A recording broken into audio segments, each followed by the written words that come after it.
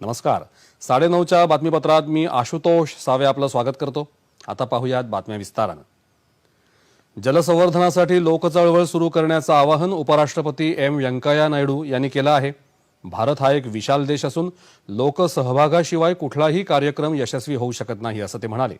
दुसऱ्या राष्ट्रीय जल पुरस्कारांचं त्यांनी आज दूरदृश्य प्रणालीद्वारे वितरण केलं तेव्हा ते बोलत होते. जलसंवर्धनाचं काम युद्ध पातळीवर केलं नाही तर भविष्यात पिण्याच्या पाण्याची तीव्र टंचाई उद्भवेल असा सावधगिरीचा इशाराही त्यांनी दिला. जलव्यवस्थापनात महाराष्ट्राला द्वितीय पुरस्कार मिळाला आहे.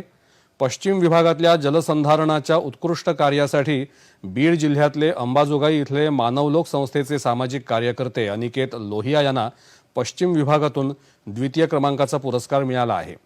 जलशक्ती मंत्री गजेंद्रसिंग शेखावत यांच्या हस्ते त्यांना जलयोद्धा राष्ट्रीय पुरस्कारानं आज ऑनलाईन सन्मानित करण्यात आलं.